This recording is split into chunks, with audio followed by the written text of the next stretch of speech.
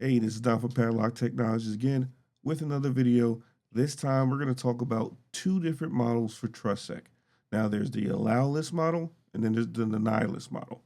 So what I'm going to do here, we're going to go on the Blackboard here. I'm going to discuss it in theory and then we're going to see what it looks like in ICE. Now, because I'm running a virtual environment, the syncing of policies does take a longer time, but I'll at least show you what it looks like a little bit. But in real life, you got to select which one. Now, one of these models will cause a resume changing event if you don't know what you're doing here. So definitely learn the theory of what and why you would do this, and then it's up to you guys to kind of pick which one you're going to use. So let's get to the Blackboard and let's talk about it. All right, so we are talking about TrustSec, and we're talking about TrustSec models here. So I'll just do this. So you have the allow list model versus the deny list model. Now, what's the difference between the two? So in the allow list model, the default is going to be a deny, right? In the deny list model, the default is going to be allow, right? Or permit. Well, we'll just say allow for now. Okay. Now, the different structures of these models is in the allow list model, you have to explicitly permit something. Permit. Okay. In the deny list model, you have to explicitly deny traffic. Okay. Now, what's more secure? Well, the allow list model is more secure because by default, everything is not allowed to talk because of this deny rule. So because of this, it makes it more secure. What is easier to implement? This is easier to implement though. Implement. And that's because you don't run the risk of, hey, if we do the deny list model, well, everything is just going to work like it's normally supposed to work. And we can fine tune based on traffic and stuff like that, the policies. But then we can go back and kind of explicitly deny certain things.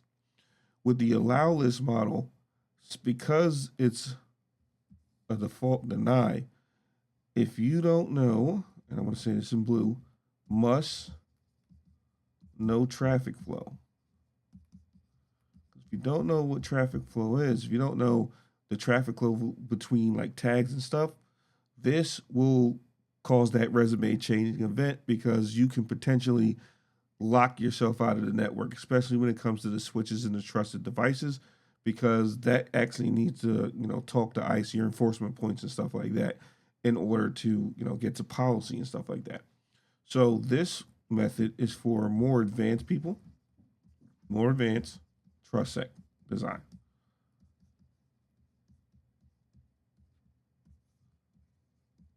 All right. And then this one is for people who are, I would say, dipping toe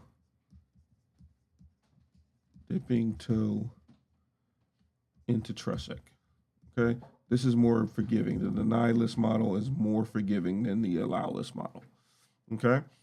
So let's go into the lab, and I'll just show you what it looks like from a TrustSec matrix perspective, and you'll see the difference like instantly when you do this.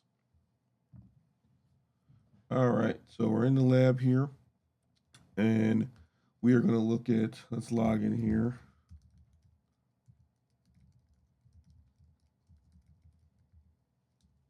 Probably fat fingered that password there. All right, so let's log in. And hopefully I put the right password in there, which I did. And we're just going to look at the modeling per se with different TrustSec matrices. Though you can do this with different matrices, or you can use the one matrix. Now, if you're going to choose between the two, I would say use multiple matrices so that you can put a matrix on a test device and test out everything there, than to try to use the one matrix for everything else. Because again, if you use one matrix for all your NADs, it's going to affect everything in that, in your TrustSec matrix. It's going to affect all your NADs. You really don't want to do that. And what I mean by that, and I showed you plenty of times when we go to TrustSec here, and we talk about TrustSec policy, we have the multiple matrices. I showed you this before when I was talking about DEF CON matrices. If you haven't seen that video, I'll put it somewhere up here. I'll put a link in the description, and you can learn what DEF CON matrix are. But we're not using that. So we have two here. We have production, and we have production default permit. Now, my production is really the allow list method. So it's going to be a default deny, and then you'll see little squares that permit traffic. And because I was being a little lazy with this one, so I didn't really put any granular policy on it. So everything that you see in green is just going to be basically a permit IP. So if we look at the production matrix here, as you can see, by default, everything is denied, more secured, because by default, nothing can talk to each other. And then you'll see in the little smaller areas, you're going to see these, permit IPs. You have permit RDP stuff here, but most of this is going to be permit IP, and that's the traffic I'm going to explicitly permit on the network. All right. Now, again, if you want to get granular with your SG-ACLs, you have to be very, very careful, because if you do this method and you don't do it correctly, you can literally lock down traffic, right? And then nothing can talk to each other. And this is where one of the ones that you really need to worry about is this. In my lab here is going to be TrustSec devices going to production servers. So my TrustSec devices going to production servers, which I think is right here. So it's in this lane. The reason why I have that is because ICE is technically in the SGT called production servers. Now, in the real world, would you have a tag strictly for your ICE deployment or your PSNs? Probably, right? But in this lab, I just bundled everything together, so AD and all that stuff is in production servers. But in real world, I'll probably create a separate SGT just for my ICE PSNs. And the reason why I have trusted devices going to my production servers or ICE servers in this instance is because when I'm doing NDAC and I need to talk to ICE, my NADs actually need to have that ability to talk to ICE. If I just left this as a deny, well, then I wouldn't be able to download, the environmental data. I wouldn't be able to get the policies, none of that stuff. If I'm doing SXP, which I am doing in the lab, I wouldn't be able to get the SXP tags from other areas. I wouldn't get that tag distribution from ICE. So you got to be, this is one of the big ones here, at least, so you can talk to your ICE and the NADs can talk to each other.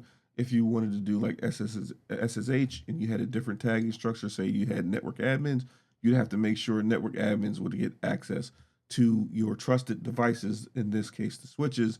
And then you would say, okay, here's the policy to allow that to go through. More granular, very secure, can cause problems if you don't do this right. So let's now talk about the next matrix, which is the deny list method, which is this default permit. And as you can see, when I say default deny, default permit, actually that was the wrong matrix. That's production. Let's go down to here. Move that around. So as you can see, the difference is between the production, you look at that default policy, it's denied. And then if we go to default permit, it is permit, right? And in here, we would have to explicitly deny traffic. Now, again, this is easier to implement in production because you don't run the risk of basically locking off your network because you're denying traffic everywhere, and it allows you to actually go in here and then see what policy you would implement. Now, someone would ask me, well, what would I recommend? Well, obviously, I'm going to recommend the more secure one, which is the default deny, or the allow list method, which is the default deny. But I would say start off with the deny list method, which is the default allow. Make sure you tune your policies and then create another matrix that is a default deny, so your allow list method, and then mirror the policies from the deny list method. So basically, take everything from your default allow method or permit, and then mimic that in your default deny. So everything that's the green stuff, all right, or reverse it because technically you would be denying traffic. This time you would be permitting the traffic that you need to permit. And that way, you're going to kind of wean down or reduce the possibility of you bringing down a network. Again, though, I would do this in a test environment.